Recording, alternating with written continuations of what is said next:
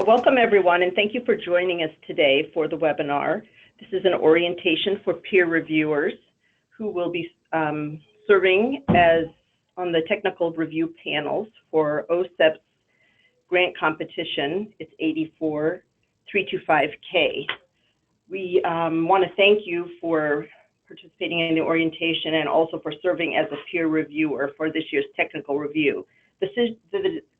The decisions that we will be making based on your work will impact OSEP for the next 5 to 10 years and the lives of children with disabilities for a lifetime. Important, and we appreciate you giving your time and sharing your expertise with us.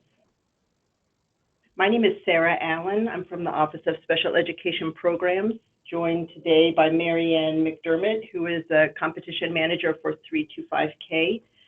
Also Tracy Long, who's helping us with logistics, and Marlon Brown, who will be talking with us about logistics for the technical review. As was mentioned, as the broadcast began, participants are in listen-only mode. We would like to entertain questions and we'll stop periodically for a period of question and answer throughout the webinar. Please enter your questions into the chat pod or the question where it says question and asker on your monitor, and we'll be happy to answer questions as we go along, and then we also will save time at the end of today's webinar to address questions. Marlon's going to speak first about logistics. You should have received an email as a reviewer, a packet of information. Okay. Good afternoon, everyone. This is Marlon Brown with Luxsource Solutions. We sent you a packet yesterday evening that you should have received in a zip file, and the items that you see listed on slide 2 are contained within that zip file. Your applications, or is just a list of your applications. It's in the instructions for the standing panel reviewers, your e-reader instructions, the PowerPoint that we're following along with now, another copy of the conflict of interest questionnaire, a copy of the agreement, the peer review data form, your actual panel assignment sheet that shows you the applications that you are assigned to read, your TRF or technical review form and panel summary form, and your process evaluation survey, your honorarium form, and your W-9. Please note that the applications themselves are housed in G5, and you will see them electronically once we open G5 later this evening. You do not get the applications by hard copy. They will not be coming to you in the mail. The list on your panel assignment sheet should match what you see in G5 in terms of the name of the applicant and the application number. If anything is missing or if you have any questions regarding the items that you received, please feel free to reach out to me. Thank you very much.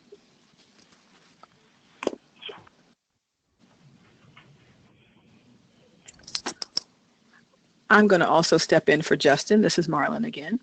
For those of you that are already in G5, possibly as a grantee or previously as a reviewer, please make sure that your G5 account is up to date and your profile is up to date. If you are in as a grantee and this is your first time as a reviewer, please make sure that you update your profile to become a reviewer so that you have accessibility to your applications. If you do not have a G5 account, we have actually contacted you by email to say that we do not see one in G5 for you, which means you will need to create one. G5 has started a two-factor authentication process for logging in that began the beginning of this cycle with that last year. So if you have not reviewed in the last year, you may not be familiar with that. If you have, you will be. The system will prompt you to provide a way for them to send you a code or another factor of authentication in order to log in. Please follow the instructions on how to use the two-point authentication process.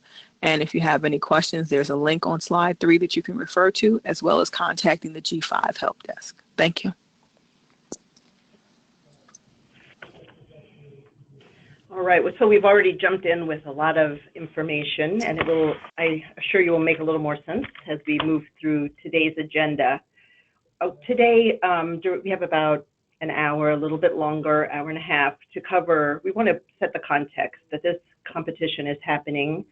So talk a little bit about the personnel development program and its purposes, we'll talk specifically about the 325K competition so that you're familiar with the purpose of that funding, eligible applicants, the selection criteria, which we'll use for scoring, and application requirements. We're going to talk a little bit later about the technical review process. So first we'll talk about the priority, and then we'll talk about the review process and scoring. Marlon will be back to talk a little bit more about logistics, the paperwork that is involved. We have some tips learned from prior years and some reminders. And like I said, we'll be taking questions throughout today's webinar. So let's go ahead and get started. OSEP administers the Personnel Development Programming. That's funding authorized by IDEA, specifically for the purposes of helping to address state-identified needs for personnel who have the knowledge and skills necessary to serve and support children with disabilities. So in short, the purposes of the Personnel Development Program are to increase the number and improve the quality of personnel who are available to serve the needs of children with disabilities. Under that investment area, we have several discretionary grant programs, and the one that we'll be talking about today is 325K. 325K, I want to point out the new title. This is we're talking about interdisciplinary preparation in special education, early intervention, and related services for personnel serving children with disabilities who have high intensity needs. There's a lot of information in that title, and we're going to break it out a little bit further. First of all, just to draw your attention, this grant program is intended to fund the preparation of personnel at the practitioner level, and particularly in the fields of special education, early intervention, and related services. We have other programs for doctoral level training, or we've had in the past paraprofessionals, but we're looking now for entry-level practitioners who will be working in the fields that I just mentioned. The funding from 325K goes to institutions of higher education and also private not-for-profit organizations, usually affiliated with a university. For example, the Research Foundation, affiliated with an IHE. And this year we have just over $9 million that will be awarded in approximately 36 grants. We've had 325K has been a program that we've funded for a number of years, and many of you are familiar with the program, and a number of you have actually received funding through this grant program, but it's very different this year. So in FY 2017, we made some changes. First of all, I want to point out that we have two focus areas. We divided the competition into early childhood for birth through grade 3, and then school age, K through 12. So the focus areas are split. We are still funding related services, early intervention and special education programs, but they are now for preparation at the graduate level. We're funding master's, educational specialist, and clinical doctoral degrees here, as they're the people serving in practitioner roles, primarily in schools, and all of them working with children with disabilities. So you can see that we expect to make 9 awards in the area of early childhood and 27 awards under the school age focus area. Included within each of those areas, we will make awards. We have reserve funding. We expect to make 3 awards to minority serving institutions, at least one of which is an HBCU. And then we will have 8 awards to minority serving institutions, at least 2 HBCUs under the school age focus area. So I'm going to go on in a minute and talk more about interdisciplinary preparation, but the requirement for the 325K competition this year asks that personnel preparation involve interdisciplinary training, that we have scholars from 2 or more disciplines prepared together. They need to be at the master's, educational specialist, or clinical doctoral degree level, with one exception, and that is in the area of educational interpreters. We are allowing for bachelor's level degrees in that particular program. We will be funding the same areas. All of the scholars will be in the areas of special education, early intervention, or related services. But notice that related services and, again, minority serving institutions are now funded within the focus areas of early childhood or school age instead of being broken out separately. And then this year we have made the option of a program planning year available to all applicants. We've had that option for some applicants in the past, and it's now available to everyone. So those are important changes that I want to alert you to as you begin the process for 2017. And as you can imagine, we got a lot of questions from applicants, and I think peer reviewers will have questions as well about some of those particular changes. So let's spend a minute talking about some of the frequently asked questions. The first one is who qualifies as a scholar? And for the purposes of this priority, we're using the definition you'll find in a footnote in the, let me draw your attention, footnote number 1, who qualifies as a scholar. And for the purposes of this priority, a scholar would mean an individual pursuing a degree, license, endorsement, or certification related to special education, related services, or early intervention, and someone who is receiving scholarship assistance as specified in section 662 of IDEA. So very specific, a very specific definition for a scholar. Notice that they will be enrolled in a graduate degree program, one that is leading to certification, licensure, or an endorsement at the state or national level, so that they will be qualified and credentialed to serve IDEA eligible children. So that's important. Scholars would have to be someone who would be able to fulfill the service obligation requirements that are part of this authorized funding. We can talk more about that if you like later, but in short, through the 325K program, scholars receive funding to help with expenses associated with their training and personnel preparation as they work toward a graduate degree, and in exchange, they pay back with service in the field for which they were trained.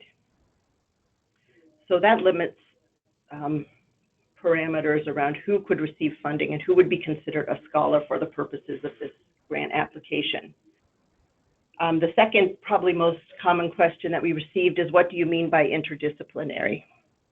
And of course, because we are looking for, again, for a very precise definition, and we're using the definition shown in footnote 2. And you can see the page number there. I encourage you to go back and read it again for yourself, mark those pages. But for the purposes of this competition, we're referring to scholars who, from 2 or more disciplines, prepared together through shared coursework, group assignments, and coordinated field experiences.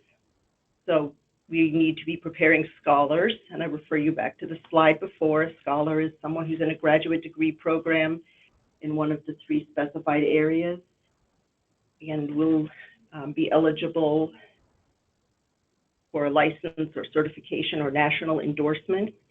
Someone who will be, through that credential, will be eligible to serve students with disabilities. We're looking to prepare scholars from 2 or more disciplines. They would be completing shared coursework, group assignments, and coordinated field experiences. And then again, as I said, able to fulfill the service obligation that would come following graduation. Happy to answer more questions. I think it would be helpful if you talk with your panel manager so that everyone has a clear understanding. But that's how interdisciplinary was defined for the purposes of this competition. So can you partner with a general education program? The answer is yes. General education programs could be a partnering discipline, but it does not count as one of the 2 disciplines included in the interdisciplinary project. So because they would not have scholars who could pay back the service obligation, very simply, it's not special education, general education, or related services, but could they be contribute to the grant or be part of the program? And the answer is yes. They could be cooperating with, but they would not be funded. General education students would not be funded by this grant, but they could be cooperating. So for example, examples I heard from applicants range from many interested in partnering with general education, and that makes a lot of sense. Some people wanted to consider partnering with the law school or with nursing students, with ABA programs.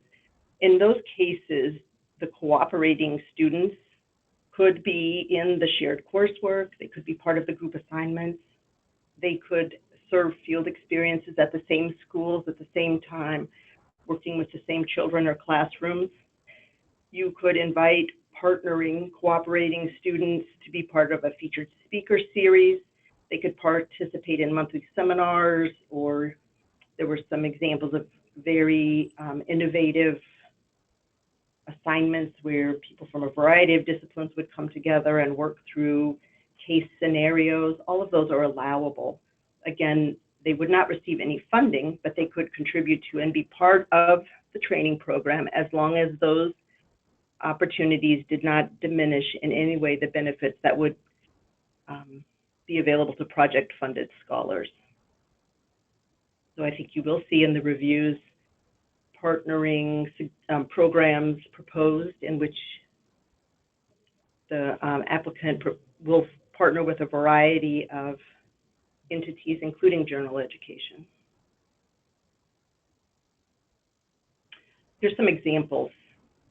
As we have looked through the applications and considered the questions that we've received, these are, on the first slide, I'm going to show you some examples that would be consistent and acceptable under the requirements of this priority. You might see combinations, an interdisciplinary proposal where scholars are receiving a master's in special education, partnering with others who are receiving a specialist degree in school psychology. You could see a master's in speech and language pathology, partnering with somebody receiving a clinical doctorate in audiology, an AUD. We have seen masters in special education from two distinct disciplines as one configuration.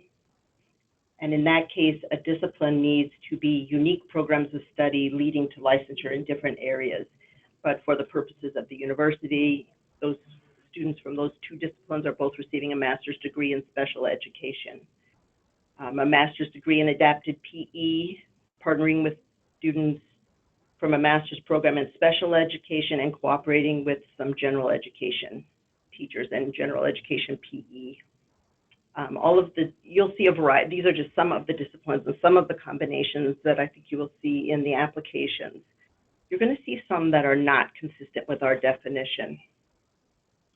So what would not be consistent and not acceptable for our definition of interdisciplinary under 325K would be someone proposing a master's in special education degree in partnership with scholars receiving a master's in general education. They wouldn't be scholars in general education, as I mentioned before, but even a partnership where master's in special education is funded and the partnering discipline is general education would not meet our requirements. You might see a master's in speech and language pathology, and when the grant is proposing that scholars would take classes and then work on interdisciplinary teams during their field experiences and working with children. As they're working with children, they're also partnering with professionals from a variety of disciplines. So that is one degree program who is having field experiences that are interdisciplinary, but it doesn't meet our definition. People taking a master's, earning a master's in special education, taking classes taught by faculty from other divisions, or other disciplines, I'm sorry. So all of the scholars proposed would be earning a master's in special education, but they would have classes taught by faculty from a variety of areas, not meeting our definition of interdisciplinary. And then here's a few more examples. A master's in special education program that enrolls school psychologists and speech and language pathologists. So some people have interpreted interdisciplinary as, so they would get a school psychologist and speech and language pathologists with undergraduate degrees now enrolled. So people from 2 disciplines who are now enrolled in 1 master's in special education program. That doesn't meet our requirement. A master's in occupational therapy, proposing to work with another program offering a master's in physical therapy, but only the OT students are receiving funding. And then finally, a master's in adapted PE cooperating with general education PE or with special education. So I guess what I'm telling you is that we have received applications from a variety, from proposing interdisciplinary training that meets our requirements, as well as some proposals that do not meet the requirements.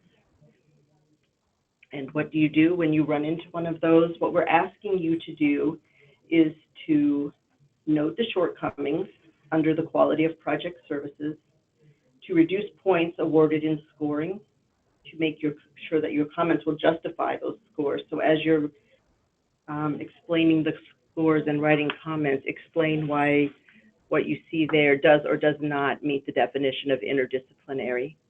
And finally, please alert your panel manager and also the competition manager before the panel review so they can be prepared for the discussion that will follow.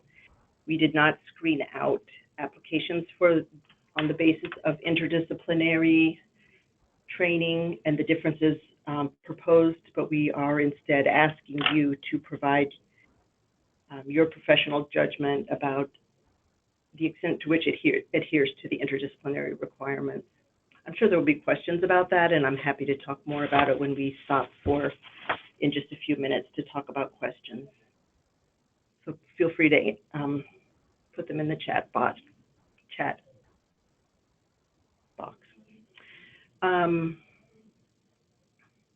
Another common question, something for you to think about, is how much interdisciplinary training is required. So how many classes do we have to have? How many group assignments? What would be the length of a clinical experience?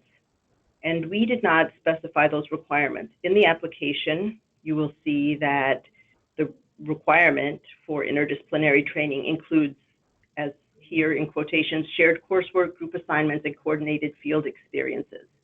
We're asking for your professional judgment and to draw on your expertise as trainers and higher education faculty to tell us, is that enough to make it meaningful? So subject to review would be the components of each degree program, the extent to which the shared components of the program in terms of coursework, assignments, and clinical experiences. We would want you to consider the number, the nature, the combination, the quality of those courses, assignments, and experiences to see if it really is sufficient for interdisciplinary training.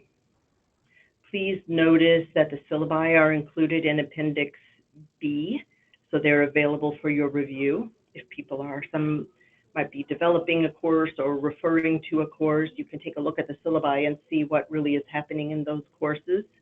And then I think an appropriate place for your comments would be under the quality of project services. So again, share your feedback. It should be reflected in the score that you assign and the comments that you make justifying the quality of project services. Okay. Another area, this is not new, but is important for you to understand. We have talked about interdisciplinary training and practice for students with disabilities who have high intensity needs. And so if we receive the question, what do you mean by high intensity needs? Again, there's a footnote that you will find in the notice inviting applications defining high intensity needs. We drew this from IDEA and the language that you would find in the statute. But to be specific, we are referring to high intensity needs as a complex array of disabilities. So you can see multiple disabilities, a significant disability, and or the needs of children with disabilities that require intensive individualized interventions. So we're looking to consider something that would address a persistent learning and behavioral difficulty, implemented with greater frequency for an extended period of time, something more than is common. So we're not talking about like just a general learning disability or a, you know, a, a behavioral disability. We're talking about a significant learning disability, one that involves a complex array, is associated with other disabilities, one that requires has resulted in persistent learning and behavioral difficulties, requiring intensive individualized intervention for extended periods of time and with greater frequency than you might expect for just a typical learning disability. It requires another consideration for you to think about is that the knowledge and skills of personnel who would be able to provide instruction or intervention would have some expertise at a more sophisticated level. Some people think of it as tier 3 interventions, but please try to give some consideration to high intensity needs as you're thinking about the training, and what about this training program would prepare personnel to work with children with disabilities who have high intensity needs. All right, one more question. I mentioned that we are allowing applicants the option of a planning year, and some people have chosen to take up to a planning year. Some people have chosen not to, but so that you will understand what a planning year, how that might impact the program and the budget. If someone chose a planning year, it's up to 12 months. Some people may have chosen 9 months or 6 months, and that is fine. They would use that time for professional development for faculty or for supervisors, field supervisors. They might be developing new courses and working through the academic program review process with the syllabi. There's a variety of things that could be happening during a planning year. And so we allow them to set aside up to $100,000 for use in improving the program and building the capacity of personnel who will be part of the program, meaning faculty, supervisors, things like that. They do not have to enroll scholars during that planning time, but they do need to maintain the 65% of the budget will go to scholar support, excluding whatever amount, the $100,000 or whatever amount is specified for program planning. So program planning can be up to 1 year. It may incur costs of up to $100,000. The $100,000 would be deducted from the amount of the total budget that needs to then 65% of which goes to scholar support.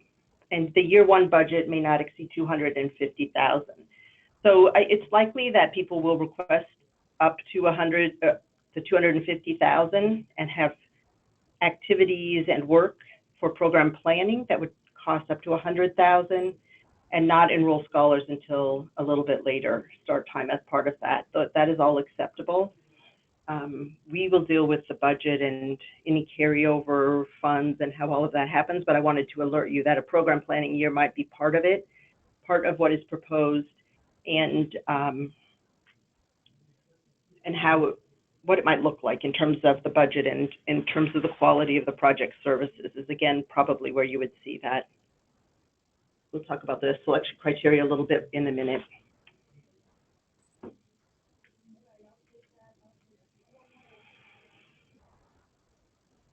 I would like to encourage you to look carefully through the application package before you begin reviewing, and then have it available for your reference as you are reviewing. And as we do for applicants, I'd like to draw your attention to some of the component parts and the helpful pieces that you need to be familiar with. So first of all, there's a Dear Colleague letter, or I think it's a Dear Applicant letter at the beginning of the application package.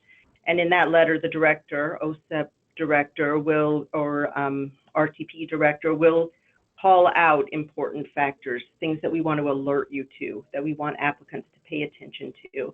So you will see little things that make a big difference, like double spacing and font size, but you'll also see information about the changes in the priority and important features that we're really looking for. So please read the Dear Colleague letter. It's a page or two. The notice inviting applications. So we will have the Federal Register notice inviting applications is included in the application package, and something you should read very carefully and have available to you, particularly this year as things have changed, but every year. So one of the first things you do after today's orientation is read the application and the notice inviting applications if you've not already done that, and then have it available for reference throughout the process. I want to draw your attention to the priority description and the selection criteria. They are included both in the larger application package and in the selection and in the notice inviting applications, but that's the basis you would use for making decisions about how to score each application. And then notice the application packet also has general information. There will be some programmatic requirements, some administrative requirements, and that is information that you should be familiar with as well.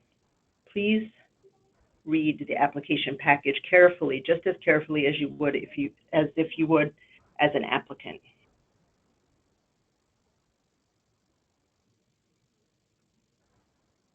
So when we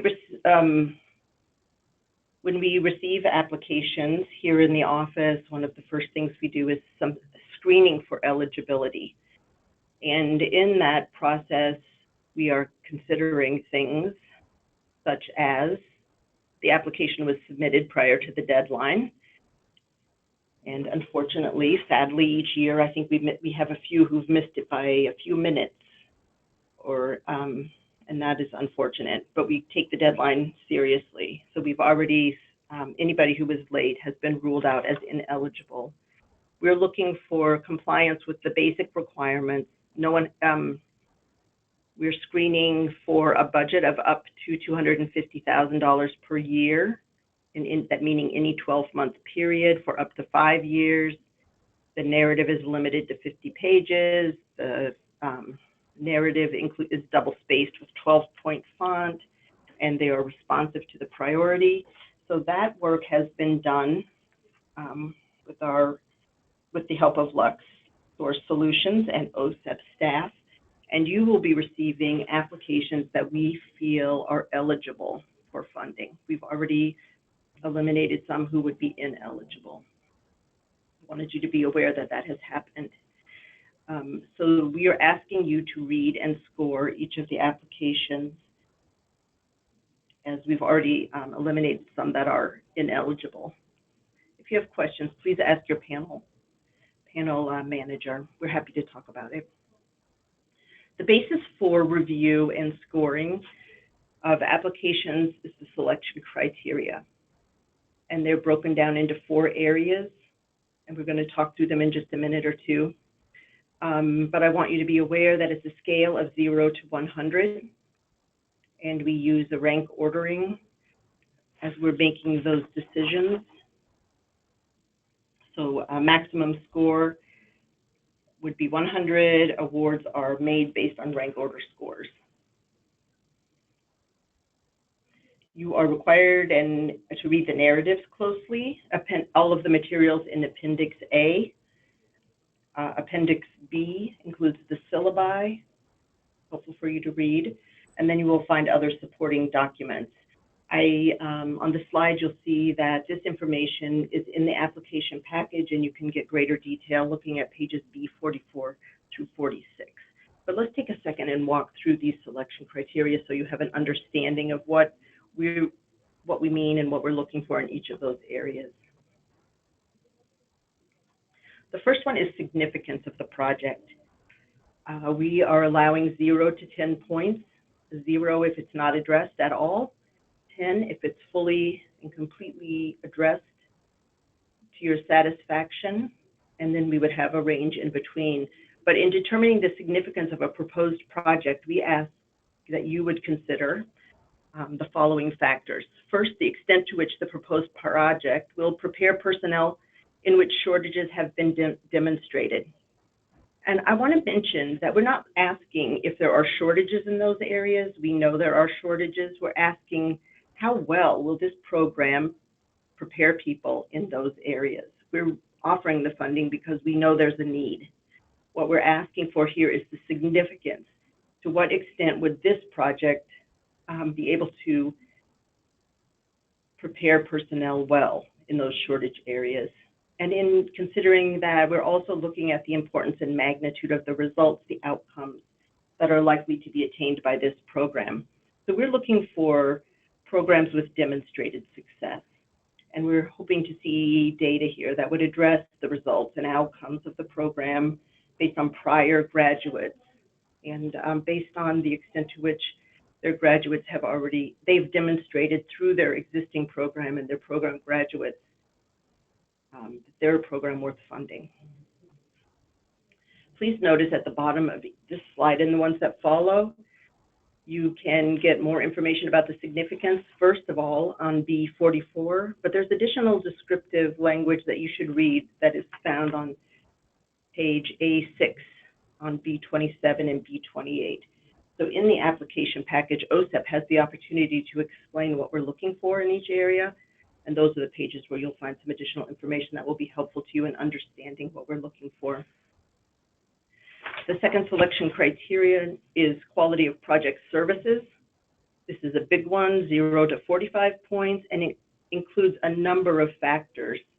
We would like you to address each of the factors and consider each of the factors in your scoring and in your comments.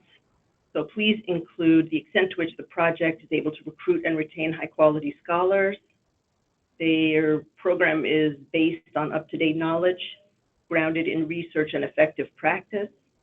We want to be sure that there is sufficient time, intensity, and duration devoted to the important components of the program, so that here's a place where you would be looking at the interdisciplinary shared coursework group experiences. Is that sufficient, of sufficient quality, intensity, and duration to result in a well-prepared professional who knows about and can deliver interdisciplinary services in their fields?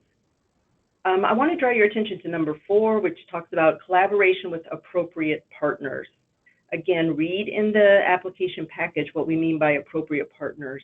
We're looking at the university level, what would be the appropriate programs they might work with. We are interested in how they might use national centers that are funded by OSEP. We are interested in community partners, how they might partner with school districts. So please think about that in who would be the appropriate partners to strengthen this personnel preparation program and what resources are available to them. And I've given you a couple of examples to consider. And then finally, we're interested in their use of efficient strategies, particularly the use of technology in training and leveraging other resources as well. When we think about the use of technology, we're thinking about delivering the training program, but we're also thinking about how well they prepare their scholars to use technology for professional practice. Please read the pages at the bottom of this slide for some additional information.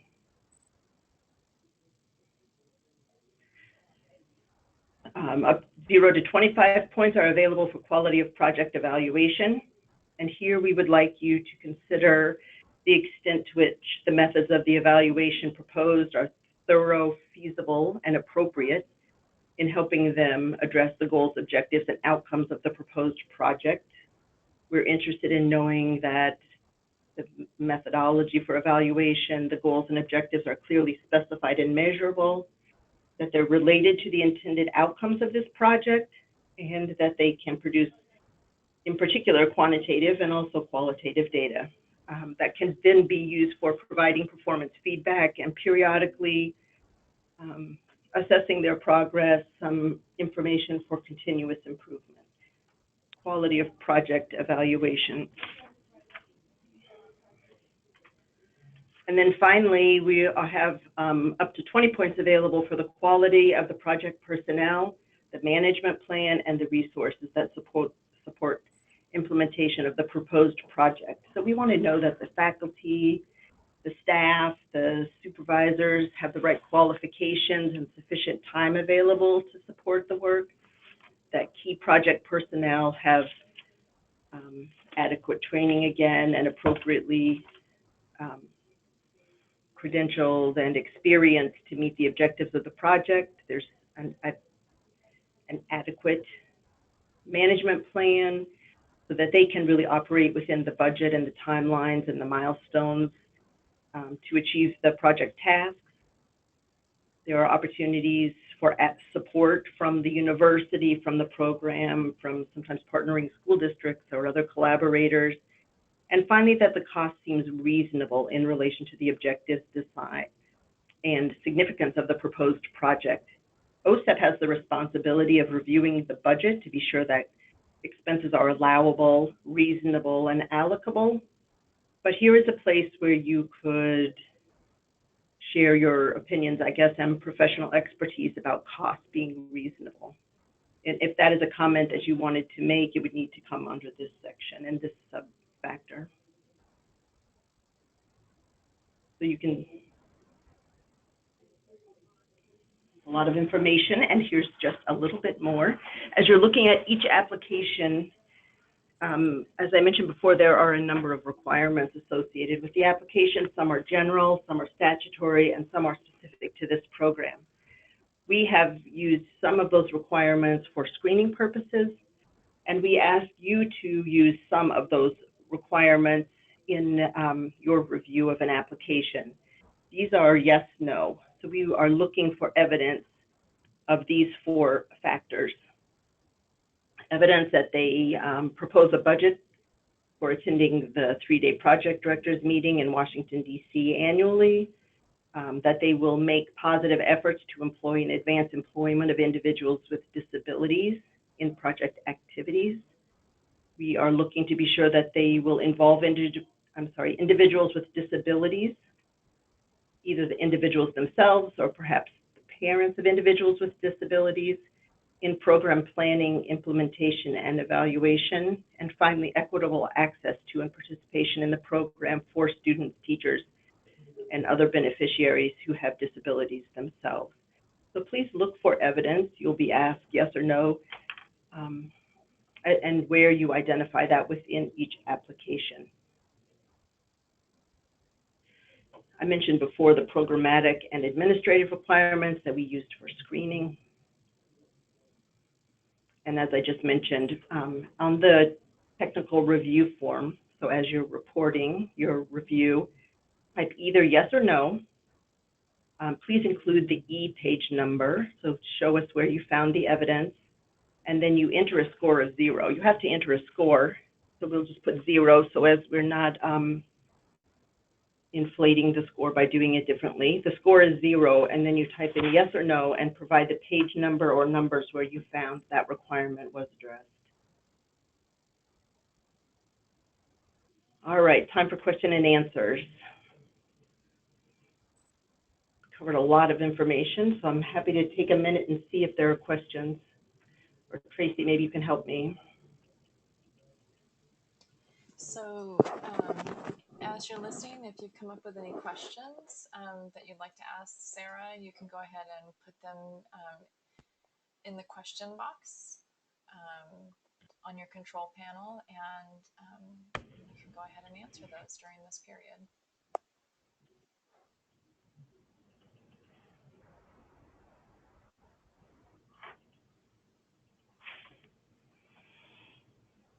So I don't see any questions. I know that. Sarah, it looks like one question just came in. Sorry to interrupt. Oh, okay, great. There's a question: when does the year start for budgeting? When does the year start for budgeting? It depends on when. It depends, I guess, is the best answer. We ask applicants to propose a start date and to outline a timeline and a budget according to their proposal. In reality, we are dependent on congressional appropriations, so we have to wait until Congress authorizes funding for this program before we can make awards. And as you can imagine, if they do that January 1st or July 1st, it varies a little bit from year to year when the budget is approved and we receive appropriations. And then we will handle working with an applicant to make adjustments. So no later than September 30th, which is the end of the federal fiscal year, but it could be as early as October 1st. And all that you need to worry about really is that they propose a start date, they have a reasonable timeline for admission, recruiting students, they have a budget that aligns, and then once we are able to make awards, we will make adjustments as needed. That's a good question. Okay, it looks like there's another question. Let's see. For example, if they're using 100,000 in 1 year, the same, I guess that was in addition to the previous. Same question. I can tell you there's a lot of possible scenarios. I'm sure every application will be different, but one common scenario that you might see is that they propose to receive the grant award in the summer, or let's say they were awarded a grant, I don't know, any time now. Use time with admissions once a year. They might use the time prior to that for recruiting, for program development, and then propose to actually begin admitting scholars with a fall semester. So they would have, 6 months to use for program planning or up to a year, and then begin admitting students the following academic year. I wouldn't worry too much about that as long as it seems reasonable and feasible. We really do want your attention focused on the quality of the project services. So that 45 points where you're taking a close look at what they're proposing as a training program and who would they propose to train, what would be the shared courses, the coordinated experiences, and the group assignments and the coordinated field experiences, and the quality of that would be important. It looks like there's another question. What qualifies as employment and advancing in employment, and does this apply to recruiting students with disabilities? Students/scholars with disabilities. It could, absolutely. Is that one of the program? I think that would be one of the program requirements that we were just talking about, is probably what this question addresses. Okay. And so it would be, it might be looking for opportunities to admit students with disabilities. And then if they do, they're progressing through the program. They're going from first year to second year, or if it's in employment, you might be hired at one level and have opportunities for promotion just like anybody would. So making efforts to employ and advance qualified individuals with disabilities. So they have to be qualified for the position. They have to be qualified for admission to the program. But once they are, the program is supporting them to make progress and advance. Okay. And when you're looking at the requirements, we ask you to say yes or no, they addressed it. And then you would have the opportunity to give feedback if they could have addressed it better. Or, they addressed it, but you thought it was extremely well done, or it was addressed, but barely adequately. So you can please share with us your feedback, and we'll work with them to be sure those requirements are met. So okay, it looks like there's one more question, Sarah, and then I know you need to move on, but there's one last question. Is there a requirement related to a program accreditation? There is not a specific requirement. That's not something we address in the priority, but it would be addressed we would like your expertise and feedback under quality of project services. So a program that's not accredited, that would be a place where you could make comments, perhaps reduce points because you were concerned about the quality of the program. We do require that the scholars would be eligible for certification, licensure, and endorsement at the state and national level following graduation. So perhaps that would be relevant to you could tie those two things together. But we do not specifically address accreditation of the program. I think another place you might address that is under significance. So is this a program where you have confidence that the people graduating from the program would be well positioned in their careers? So you could address it under significance. And that provides me the opportunity to say, but please do not like ding them twice for the same thing. So if you deduct points under significance and make a comment there, you would not, again, deduct additional points and make a further comment under the other area. And that's something you might want to discuss with your panel and come to agreement on. Great. Good questions. Okay, and it also takes us into the next part of what we'd like to talk about today, which is the peer review, or sometimes the technical review. We call it the technical review or the peer review process. I'm having trouble advancing my slide. Okay, so we have brought you into this process as peer reviewers because we want to draw from your best professional judgment, and we're asking you to share with us your experience and expertise in making decisions about the applications. A number of applications have been submitted, and we want your help in deciding who will be funded. I'm going to give you, there is available for new reviewers and for reviewers who would like a little refresher, a webinar that's titled Overview of the Peer Review Process for OSEP. We do it a little bit differently than other people, other offices, and so please take a minute to review. I think it's about 20 minutes. That webinar is available. You see the link there. And then I want to mention the foundations for peer review. We ask each reviewer to do an independent review of each eligible application using the selection criteria and the application requirements. The process is confidential, and we are looking for a fair and impartial consideration of each application, as I said, related to the selection criteria and the application requirements. So please bring your professional knowledge and expertise and consider each application independently of the others and of others that you may have reviewed in a different situation. Each reviewer will complete the technical review of applications, one review for each scores and comments for each application on your panel. You'll have the opportunity then to come together and discuss your scores and comments, your impressions, as part of a discussion with other peer reviewers. We're asking you to reach consensus and to report that on the panel summary. Consensus doesn't mean agreement.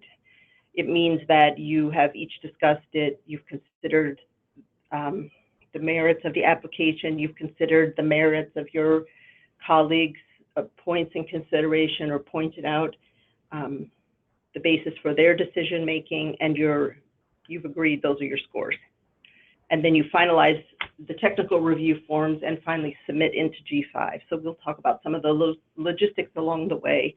But what's important is that each of you are providing an independent review of each application, and scoring is based on the selection criteria. While you do compare scores and discuss with others the basis for those scores, you're submitting your own independent review. There's a lot of people involved in this process.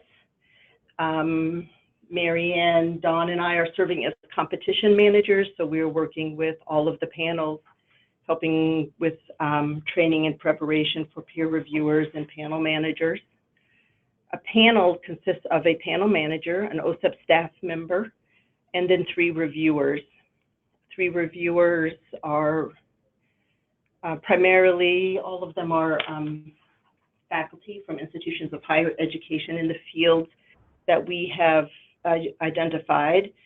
Some have had grants through OSEP or other federal agencies, some have not. So you have varying experience, but you all have similar backgrounds and credentials. Each panel is made up of 3 reviewers and 1 panel manager. Each application is reviewed then by those 3 individual reviewers. The panel manager facilitates the discussion, but does not participate in the decision making. So the panel manager helps monitor the conversation, can provide clarifying information about requirements, but it really is the reviewers who are providing the review of applications. For each application, we ask one of the reviewers to be a lead reviewer and to provide a summary of the merits of the application. So not to repeat what they've done individually, but to really point out the strengths across reviews or the questions that emerged. And then we also have the logistics contractor. We have Marlon Brown and her team who are helping us with collecting the paperwork, disseminating applications, seeing that people are paid as we finish the process. Steps in the technical review. So what do I do now? How do I prepare for the review? First of all, we ask you to carefully read the notice and the selection criteria. I talked about that a bit. Please go into G5 to either create or update your profile. Be sure to save your username and password. You have to use the same, whatever email account you're using, you have to consistently use the same one. Establish a two-factor I can't say that word, login procedure, I can say it right now. And then get authentication, sorry, log in and begin to use. So get familiar with G5. Be sure you can log in, update your profile, and you're ready to go there. You will be able to access the applications assigned to your panel later this evening. So as soon as you finish the orientation and have all of that set up, and we ask you to look at the applications, just peruse them. Be sure, as soon as you're able, to be sure that there are no conflicts of interest. If you have any questions, please contact the competition manager and your panel manager to let us know. So don't check the box saying you have a conflict, but please contact us and we'll talk about it. A conflict of interest or a perceived conflict of interest, perhaps a colleague or a university that you've done some other work. Sometimes we'll receive an application that even names someone and the reviewer isn't aware that they were named in the application. So things do come up, but please contact us first before you finish checking that process. When you're ready to get started with the review, please carefully read each application. Like I said, the narrative and Appendix A, we want to call your attention to the budget and then ask you to consider the syllabi, which are Appendix B, and all of the other related materials. The technical review form will is the place where you'll record your score for each selection criterion and a place to justify your score with comments. I mentioned each of you will score across the 4 areas, the 4 selection criteria, and we ask you to articulate in your comments a response for each sub-factor. So please use that as an organizer for how you present your comments. And then we ask you to document the presence or absence of a priority requirement. We will give you a Word copy of the TRF, and it's helpful to use that as you're preparing your comments and scores. You can later cut and paste into G5 using e-reader, and Marlon will talk about that in a little bit, but plan to prepare your first draft of the TRF using Word. And then finally, you will, before the panel calls, we ask that all of the scores and comments are entered into G5. The panel manager will have an opportunity to look through them and prepare for the discussion.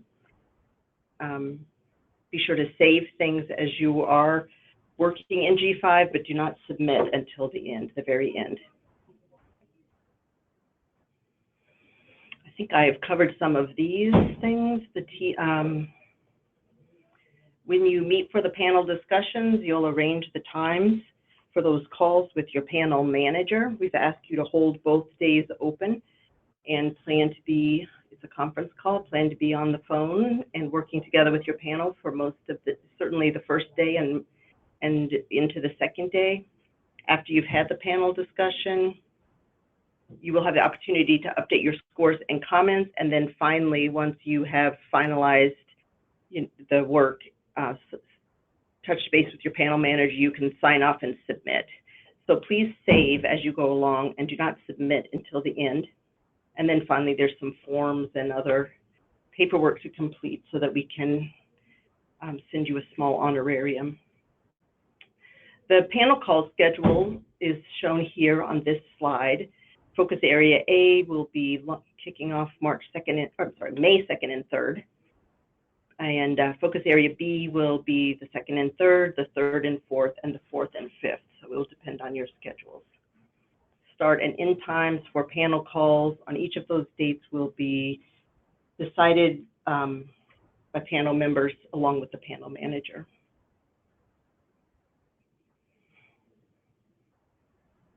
Okay, submit.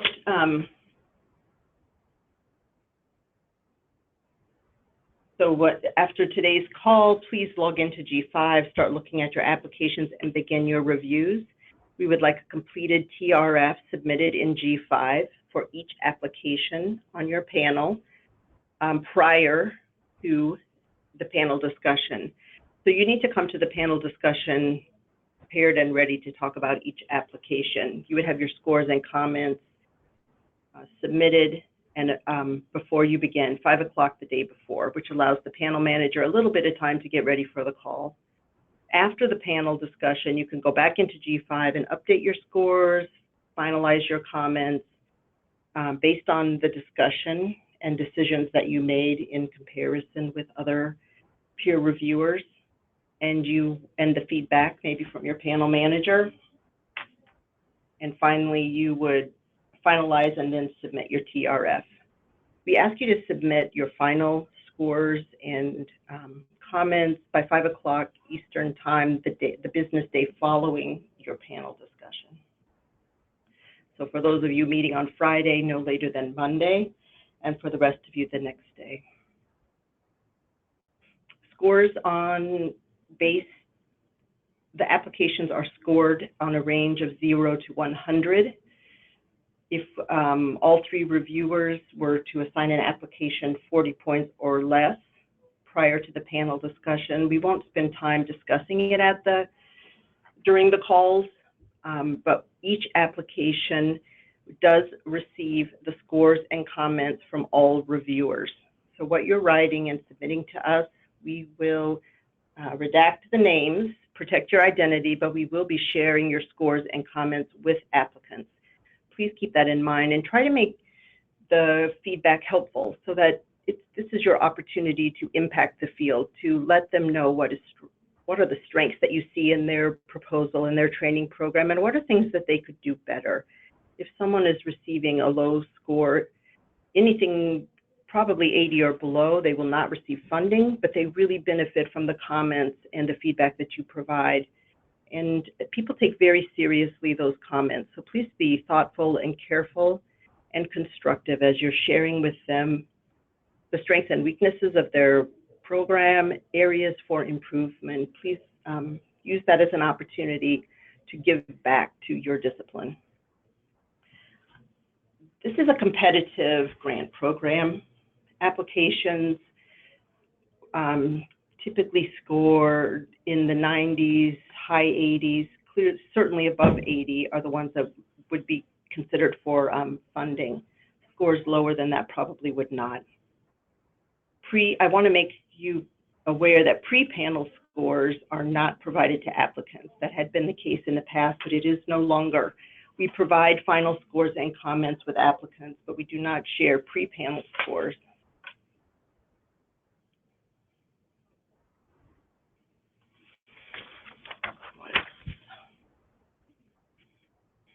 This slide provides a little bit of feedback about what is considered a high quality comment. I would encourage you to be careful and constructive in your feedback. We're looking for 3 to 5 sentences. It depends on the selection criteria, but we're looking for you to address each selection criterion and all of the sub-factors listed. So you should have comments. It's not helpful for you to say it's good or bad, or to repeat, just describe what they already, not to just describe what they did, but to be qualitatively descriptive in your evaluation and your judgments. So try to be clear, specific, provide evidence of what you're talking about. provide suggestions for improvement or point out what was deficient if you're reducing scores. Be respectful, be civil, please write in complete sentences. It needs to be something that the panel manager and certainly the applicant can understand. And as I said, they will be shared with applicants just as they are written. So please read each application carefully and score each application relative to the selection criteria. And then you need to write comments to justify your scores using those selection criteria.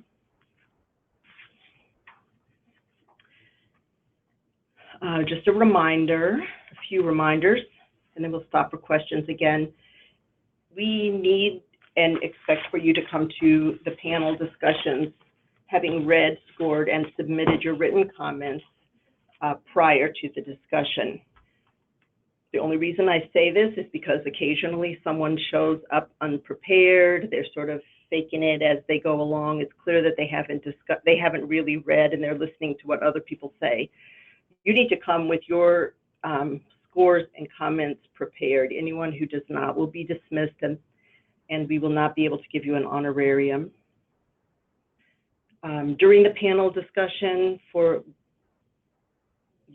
like I said, the panel manager will facilitate the discussion, but it's an opportunity for reviewers to speak candidly and professionally with each other about what scores were assigned, the basis for giving those scores, to share comments. And in part of that discussion, sometimes scores do change based on the panel discussion. Someone might have found evidence for something that you missed, or perhaps as you discuss it, you understand that you make a decision that you want to assign a slightly different points or take off change your score a little bit. That is fine. It's an opportunity for you to collaborate. If you decide to change your scores, you need to be able to justify it. But that's an opportunity to ask each other questions, share feedback, and truly discuss and try to reach consensus about what's going on with that application. After the panel discussion, please do not change your scores without talking to the panel manager. So at the end of the discussion, people have an opportunity to reflect on their scores. Somebody might add a point or take away a couple of points. But once you've made a decision in the panel discussion, please stick with that decision. We don't want you to change it without the benefit of sharing that information with everyone. So if you are to change your scores after the discussion, we would need to reconvene the panel so that you could talk with your peer reviewers about the basis for that discussion. Panel managers will be able to share more information about that. All right, a few panel etiquette, a few tips and a little panel etiquette. Please come to the meetings prepared and on time. I've already talked about that. Be prepared to discuss all of the applications. Please stay in touch with your panel manager and let them know if you are running late or you're having trouble or you have questions. If there's anything other than being on time and prepared, please be sure to stay in touch with your panel manager and keep them apprised. You should have access to the TRFs during the panel discussion. It usually is helpful if you can use a landline to be sure that you have good reception and continued service. You're not going to run out of time or your battery runs out. So please be prepared. Have access to the TRFs either on a screen or a hard copy in front of you and a phone that's reliable. Use evidence to support your position. We ask that you're using e-page numbers, providing examples from the application. Try to function as a team, being respectful of each other's perspectives. Sometimes you'll run into, people will have very different, have scored things very differently or have very different opinions about what works well and what does not work well. This is a time just to stop and talk about it, listen to each other, and then make decisions together. Last but not least, if you have any G5 questions, the help desk is actually very helpful. Here's the phone number. They respond to you within typically 30 minutes, if not immediately. They take serious questions and innocent questions, so no question is inappropriate to ask them. They'll answer whatever question you have, and they tend to be very helpful. Please let your panel manager know if you're having any troubles. We don't want you frustrated with the technology. Just reach out and let us know what we can do to help. You might notice if you've worked in G5 before, you get a 20-minute clock. So if after 20 minutes you're not active, the system will log you out. And sometimes you might have trouble getting back in. So just wait 10 minutes, 15 minutes, and then try again. You'll get the hang of it. But that's one that we get a lot of questions about. After the reviews, please develop post-panel amnesia. I mentioned before this is confidential. So you have proprietary knowledge that you're reviewing. We do not say who the reviewers are. We do not tell others who have applied. We don't talk about the applications or the content in the applications. All of that is confidential, privileged information. So please do not talk about it with colleagues or students or use examples. Consider it confidential. And then as such, please dispose of the grant applications, the TRFs, any of the forms that you have properly in a secure manner. We ask you to hold on to them for several weeks until we have finalized our process, just in case we have questions, we want to go back and ask you. It's fine to hold on to them, but once you do finish everything, please dispose of them in a secure manner. Okay, back to the questions and answers. We still have time. And then Marlon is going to come on and talk a little bit more about logistics.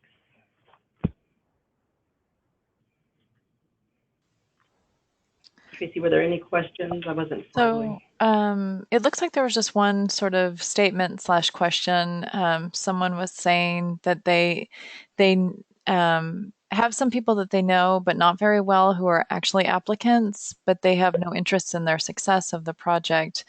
They're not connected. They are connected to them on social media, but have not collaborated with them. I guess the question would be, do you see that, or would you perceive that as a conflict of interest?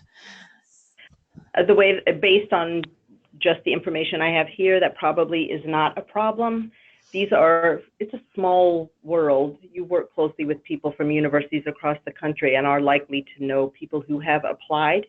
The question we would ask is if you or a family member would benefit from their application being funded. So if they have named you as a consultant who will be hired, that would be a conflict of interest. If you're just aware of them, maybe even have presented with them on projects, 5 years ago, we would not consider that a conflict of interest.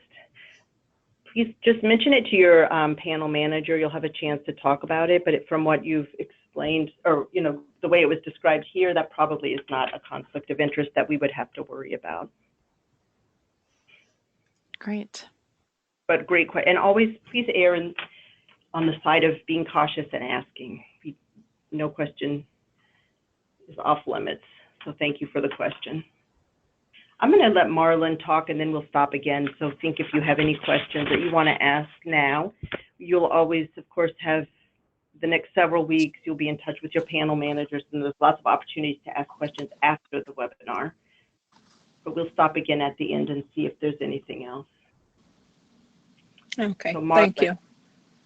Okay, so we wanted to make sure once again that you have all the contents of your reviewer package. I know someone actually emailed me off to the side during the presentation asking to define the conflict of interest. You can find that definition located in the conflict of interest questionnaire that is within your package. I'm not sure if the person that asked is actually on the call. It was a side email. So please go there. Sarah's also explained it to you in a succinct form as well, in determining whether or not you or your family member would have any type of financial gain should the applicant be awarded. Just want to go back to some reminders of some things.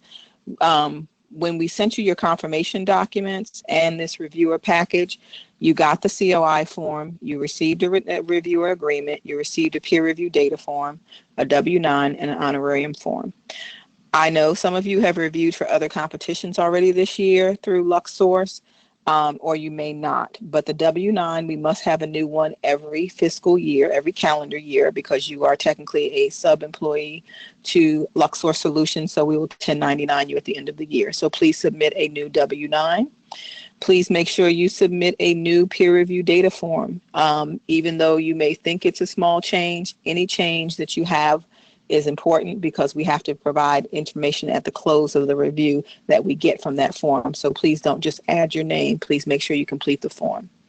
The reviewer agreement also needs to be reviewed and signed and dated by you, as well as the conflict of interest form. Some of you have done it ahead of time based on the applicants that you may or may not have known about. Now that you have your list of applications, sometimes the list isn't even enough. It's not until you get into G5 and start reading and you say, oh my goodness, I know this person. You have to make sure that if that is the case, that you contact your competition manager and you redo a new conflict of interest form. Please note that before the panel calls begin, I need to have your conflict of interest form, your reviewer agreement, peer review data form.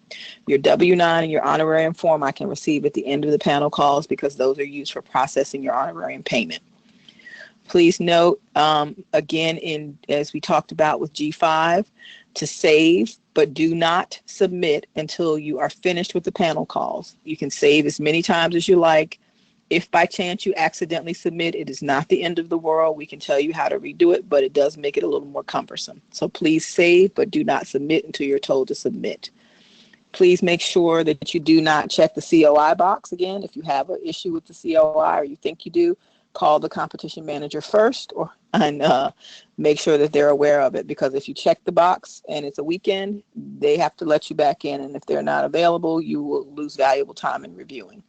That being said, G5 does shut down twice a week for maintenance. It shuts down on Sunday evenings till Monday morning and again on Wednesday evening until Thursday morning. So what we ask you to do, or we recommend that you do, is once you have access to your applications in G5, which will be later this evening, please go in and download them to your computer or tablet or whatever device you're going to be reading them on. Please remember, and then that way, when there's maintenance going on, you always have access to the applications. Sarah mentioned that you have, that we ask you to work in your Word version of your technical review form. That is the TRF that you see in your zip file. You make as many copies of that as you like. You can type in it. It is a Word document. Save it, and then you can cut and paste into G5, because G5, as we said, will time you out in 20 minutes unless you're a super fast typist. So, and if it times you out, you lose all your work. So you don't want that to happen. Please remember that if you're identifying comments and you want to note a page, use the E page number. Scores and comments in G5 need to be in prior to the first day of the panel call. And in order to receive your payment, your panel must meet both days. You don't have to meet 2 full days, but you must connect the first and the second day in order to receive payment. Any of the documents that you send to us, we will welcome them virtually, electronically. We will take your typed or electronic signature on any and all documents that need to be signed, and you can email them directly to us or fax them to us. Are there any questions for me regarding logistics?